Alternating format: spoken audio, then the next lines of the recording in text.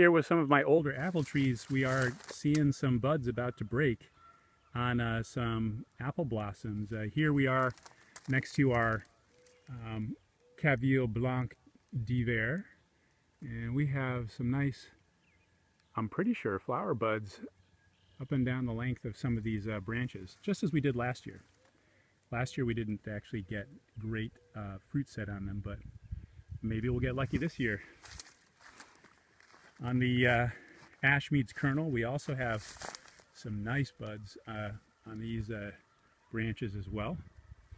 And we'll keep an eye on them. In the next few weeks we'll have some color. Followed by Asopus Spitzenberg. It looks like these guys are even a little bit ahead of the trees next door. Let's see if I can get it to focus here.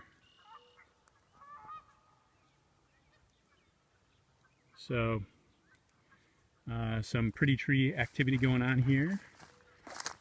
And then next door is the Westfield Seek No Further, which may actually have some of its first flowers this year. And then finally the Albemarle Pippin. Hard to tell whether it's got some viable flower buds on it. Maybe next year. I thought I'd give you a quick update on the vegetable garden. It's still quite early, and as I said, it was pretty cold when I planted many of these seeds, but some seeds have started to germinate. The first set to germinate are these radishes here. At least I think these are radishes. If you look here, you'll see these double heart-shaped leaves, which I believe are young radishes, here in my little radish bed.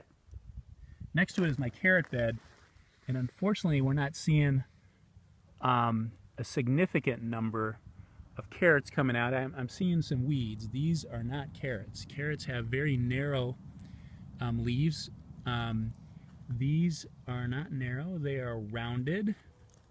But if you look carefully here in the bed, you can find a handful of carrots. There's one right there, and as you can see, this has got narrow leaves, 2 narrow leaves, so the first of the little baby carrots are coming out. Here's another one right near the edge of my shadow there, nice narrow leaf. And there's a few others in here, but unfortunately I'm seeing more of this, which is weeds here in my carrot bed. But over the next few weeks I'm hoping that the carrots will start coming out. I can weed out the weeds at least once to give them a head start, and then we'll go from there.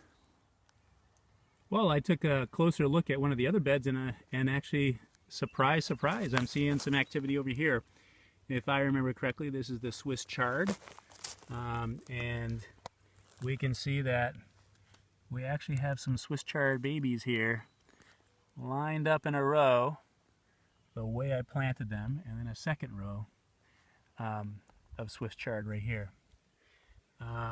Not too much going on in the kale bed just yet, but the Swiss chard has taken off. Exciting stuff.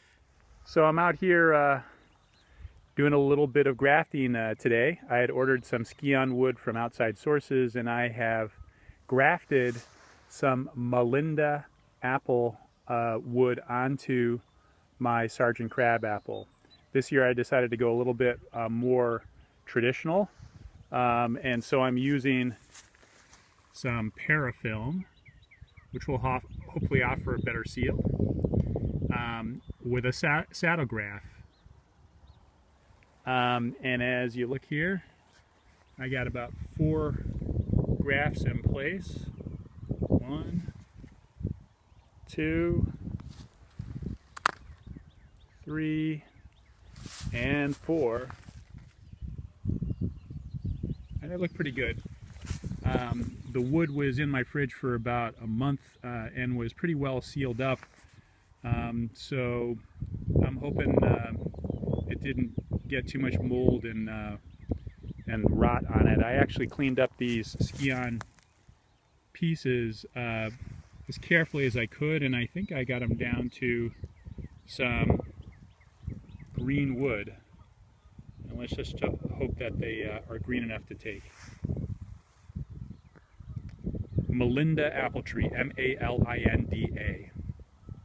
And here I've done a little bit of margil grafting onto my Sergeant Crab apple. 1, 2, 3, and then 4.